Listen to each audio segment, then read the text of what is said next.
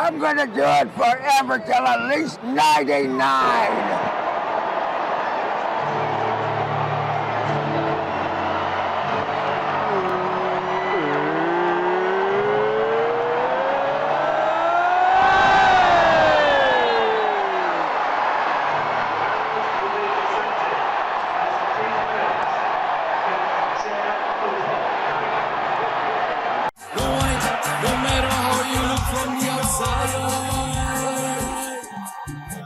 ስታዲየም ውስጥ ተገኝታችሁ የምታውቁ ከሆነ እርግጠኝነት የዚህ ትርኢት ተካፋይ ሆናችኋል።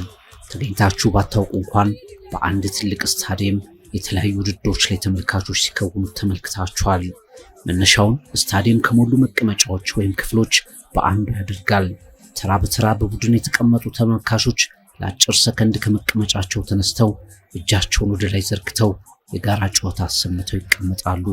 የተነሳው የአንዱ ክፍል ተመልካች ሲቀመጥ ከጎን ያለው ተመልካች ወዲያው ተነስቶ እጆቹን ወደ ሰማይ ዘርግቶ የጋራ ድምጽ አሰምቶ ይቀመጣል።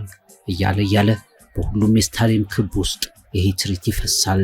የዚህ ትርኢት ውጤት የሚቀመጡና የሚነሱ ተመልካቾች እንደ ማዕበል ከፍ ዝቅ ሲሉ ያሳያል። ይሄ ልብ የሚሰርቅ የስታዲየም ትዕይንት ዛሬ በሀገራችን ስታዲየሞችና በሁሉም የዓለማችን ተመልካቾች በድምቀት በፍቅር የሚከወን ማራኪ ትዕይንት ሆኗል። ሜክሲካን ዌቭ የሜክሲካውያን ማዕበል አስደማሚውን የተመልካቾች የድጋፍ ትዕይንት በትሪቡን ሽርፍራፊ ሰከንድ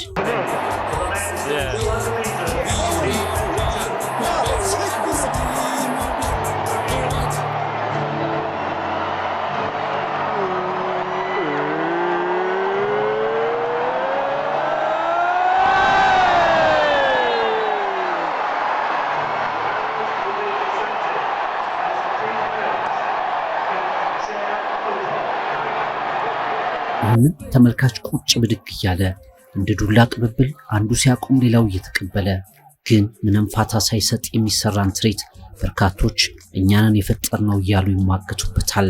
ዳንግላሳ እንደሚሰራ ማዕበል ተመልካቾች ከአንዳች ጩኸት ጋር ሲወድቁና ሲነሱ ማየት አሁን በስታዲየሙ የሚገኘውን ብቻ ሳይሆን የቴሌቪዥን ካሜራዎችንና የውጭ ተመልካቾችንም የሚያጓጓ ሆኗል።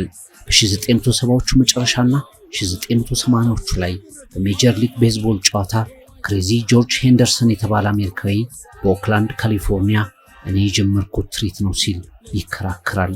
ሜክሲካን ዌቭን I'm gonna do it forever till at least 99. October 15th, 1981. More than 47,000 fans of the Oakland A's say goodbye to an incredible season in a most incredible way.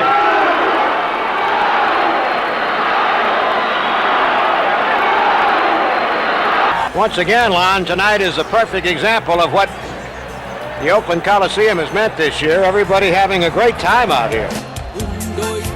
Put your hands up in the air.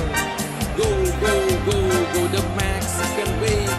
ሮብ ዌለር የተባለ የዳንስ እንቅስቃሴና ጂምናስቲክ ቡድን መሪ ደግሞ በዩኒቨርሲቲ ኦፍ ዋሽንግተን ላይ በ1984 እንደ አውሮፓውያን አቆጣጠር ማዕበሉ የተፈጠረው በኔ ነው ሲል ይከራከራል።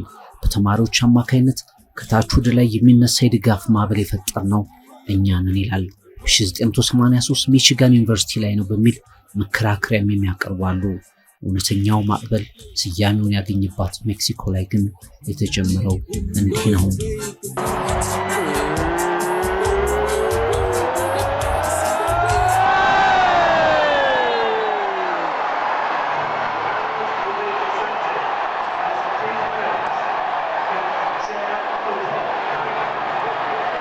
በሞንቴሪ ሜክሲኮ አንድ የእግር ኳስ ጨዋታ ላይ ነው ኤፍሲ ሞንቴሪና ቴግሪስ የተባሉ ክለቦች እየተጫወቱ ለረፍት ከወጡ በኋላ በመልበሻ ክፍል ለመውጣት ረጅም ጊዜ ወሰደባቸው ክለቦቹን።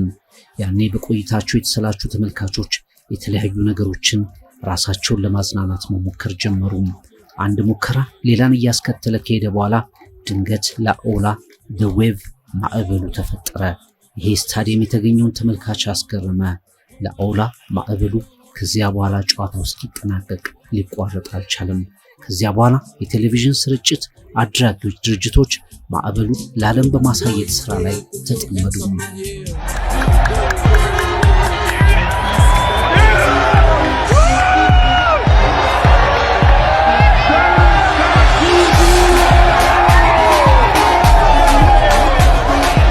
የሜክሲካውያን ማዕበል ሜክሲካን ዌቭ በኦሎምፒክ እግር ኳስ ፍጻሜ 1984 ላይ በብራዚልና ፈረንሳይ ጨዋታ 100,000 ሰው በሚይዘው የሮዝ ባውል ስታዲየም ሲሰራ እጅግ ልብ የሚሰርቅ የድጋፍ ትዕይንቶች ሁሉ አውራ መሆኑን አሳየም።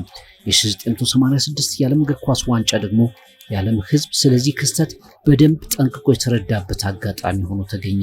ሜክሲኮ ከዓለም ዋንጫ ዝግጅቷ በፊት በእውነተኛ ማዕበል መመታቷ ስታዲየም ውስጥ የሚታየው ድጋፍ እንደ ማዕበል በሚነሳና በሚወድቅ የደጋፊዎች ትርኢት መታጀቡ ጉዳዩን መነጋገር ያደረገው ሜክሲካን ዌቭ የሜክሲኮውያን ማዕበልም ወደ ዓለም የተለያዩ ዳርቻዎች መተዋወቁን ቀጥላል።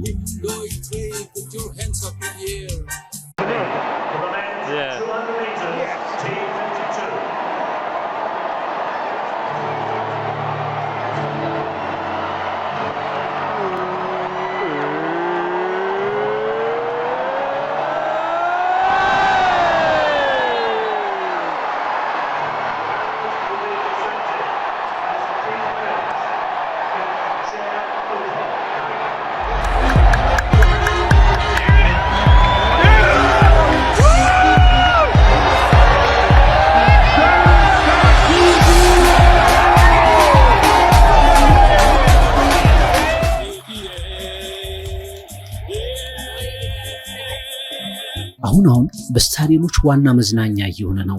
ማዕበሉን ለመፍጠር እንቅስቃሴ ሲጀመር እኔ አያገባኝም ብለው የሚቀመጡ ተመልካቾች የተቃውሞ ጩኸት ከሙሉ ታዳሚው ስለሚደርሳቸው ሳይወዱ በግዳቸው ተነስተው የማዕበሉ አካል ይሆናሉ። አሁን በተለያየ መንገድ ደጋፊዎች እየከወኑት ነው።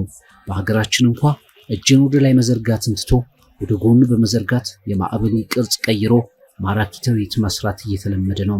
አሁን ከስታዲየሞች ውጭም ሜክሲካን ዌቭ አንድ የትርኢት ክዋኔ እየሆነ መጥቷል። ከየትኛውም የስታዲየም አቅጣጫ መነሻውን ሊያደርግ ይችላል። በቡድን የተቀመጡ ተመልካቾች ለአጭር ሰከንድ በጋራ ከመቀመጫቸው ይነሳሉ። እጃቸውን ወደ ላይ ዘርግተው የጋራ ጨዋታ አሰምተው ቁጭ ይላሉ። ማዕበሉ ያኔ መጀመሩን ያውቃሉ።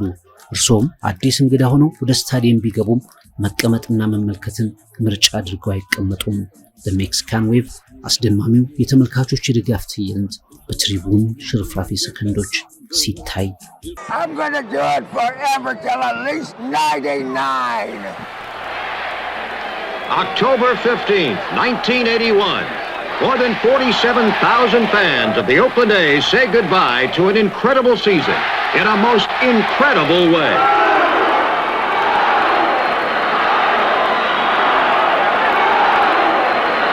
Once again, Lon, tonight is a perfect example of what the Oakland Coliseum has meant this year. Everybody having a great time out here.